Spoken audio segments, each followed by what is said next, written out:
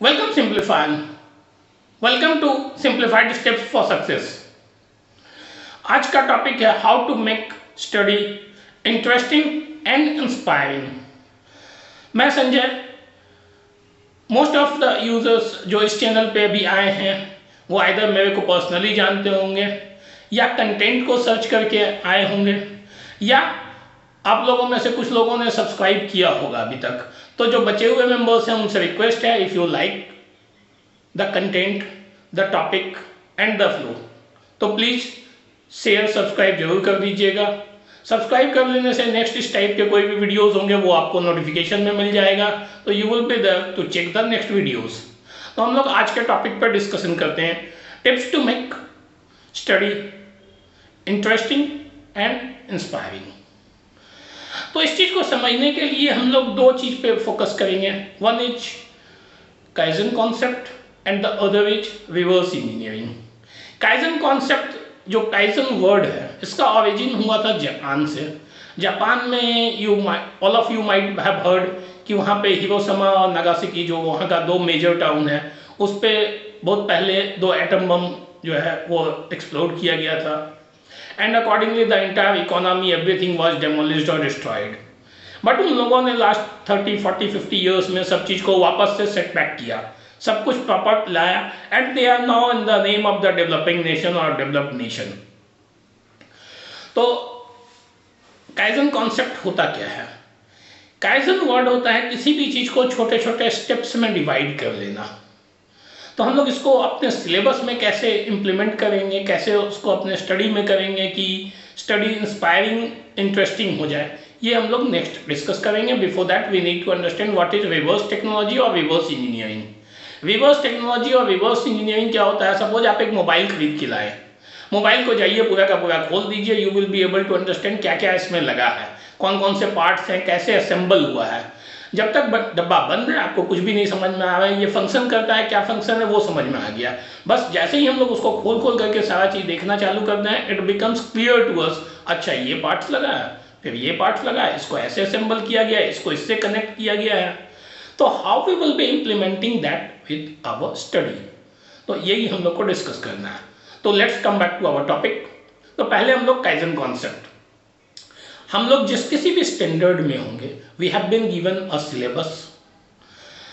Syllabus के साथ साथ उसका एग्जाम नेक्स्ट कब होगा ये हम लोगों को ऑलमोस्ट पता होगा, वो टर्म एग्जाम हो, फाइनल एग्जाम हो, व्हाटएवर।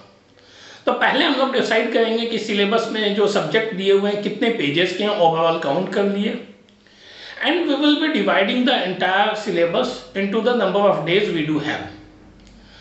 365 दिन ऑन एन एवरेज, उसमें से हम लोग मान के चलते हैं 100 days will be a waste. Either उसमें फेस्टिवल्स होगा, कोई घर में फंक्शन पार्टी सेलिब्रेशन वो सब होगा, या कभी कभी पढ़ने का मूड नहीं करेगा, तो 100 days is written off. 15 days और हम लोग हटा देते हैं, बचा 50 days, that we will keep it at buffer days, या रिविजन के लिए सिर्फ रख लेंगे। तो हम लोगों के पास प्रोडक्टिव डेज बचता है सिर्फ 200 डेज। अब आप किसी भी स्टैंडर्ड में होंगे, you can be in class 8, 9, 10, you can be in 12, you can be in graduation और डूइंग कम्पिटिटिव एग्जामिनेशन का प्रिपरेशन। तो ऑन एन एवरेज 1500 से लेकर के 2-2,5 हज़ार तक सिलेबस का पेज होता है नॉर्मली। तो हम लोग आते हैं कि number of days 200, pages to study 1500 to 2500, approx average 2000 लेते हैं। तो हम लोगों को पढ़ना कितना है per day? 10 pages a day. तो ये छोटा छोटा स्टेप्स में डिवाइड कर लेते हैं, then it will be easier for us. मेरे को पता है कि मेरा टारगेट कितना है, कब तक खत्म करना है, इससे क्या मिलेगा, तो इट विल मोटिवेट्स अस। जैसे ही हम पहला दिन का खत्म करते हैं, फिर दूसरा दिन करते हैं, तीसरा दिन करते हैं, तो ये एक फ्लोट ऑन पिच बन जाता है यदि, तो it keeps us going, motivates अस कि हाँ मैं अचीव कर रहा हूँ और कर सकता हूँ। And eight the same time जैसे ही टारगेट और डेडलाइन सेट रहता है, वो प्रेशर भी इनडायरेक्टली डालता है। तो हम लोगों को इसके हिसाब से पढ़ना है। अब एवरेज दिन में यदि आप 1 घंटे में 5 पेज पढ़ते हैं, 2 घंटा पढ़ना है। कोई 5 मिनट में 1 पेज पढ़ लेता है, मीन्स 10 पेज पढ़ना है, दैट मीन्स 1 घंटे में पढ़ सकते हैं। तो अप्रॉक्स मैक्सिमम हम लोग को 2 घंटा पढ़ना है, 2 घंटे से सिलेबस ईजिली कवर हो जाता है। Try to understand first term, second term, semester exam जो भी हो, that is a part, that is not the entire syllabus. तो चैप्टर्स के हिसाब से एग्जाम में क्या हो रहा है वो अपने को कंसीडर करना है, but then we have to cover the entire syllabus. तो आपने हो सकता है कि first 3 month if I am having full energy तो मैं ज़्यादा सिलेबस को कवर कर लूँ, सेकेंड टर्म का एग्जाम का भी जो आएगा या सेकेंड सेमेस्टर का भी आएगा वो भी मैं कवर कर लूँ। इट विल बी ईजियर कि आगे मेरे लिए ईजी हो जाएगा काम।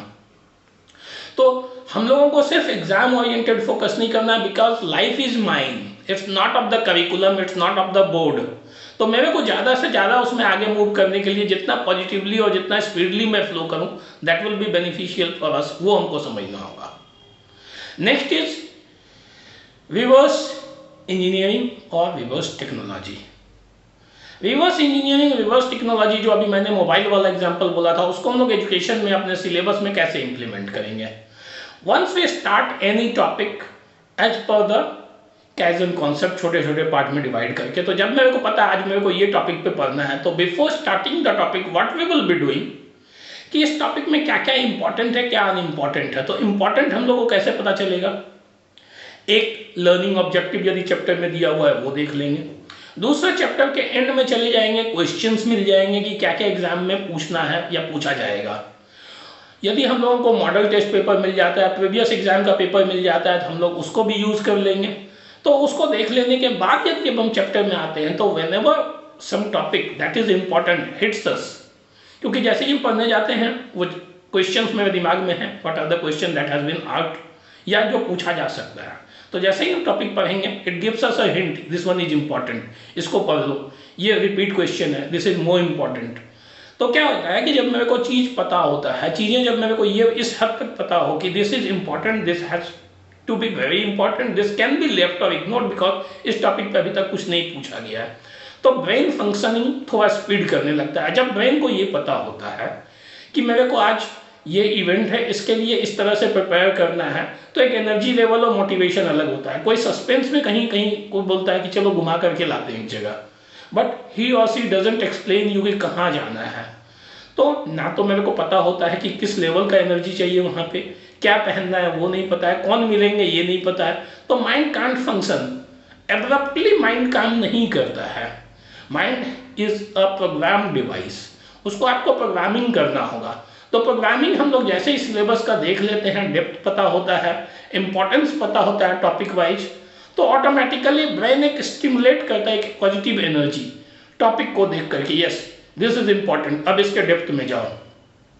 तो इसको फ्रेंड हम लोगों को अपने सिलेबस में इंप्लीमेंट करना है। So we discuss two thing, जो ब्रॉडर आउटलाइन है। आज हम लोगों ने डिस्कस किया कि स्टडी जो है उसको कैसे इंटरेस्टिंग एंड इंस्पायरिंग बनाया जाए। For next video I will be coming up with study tricks.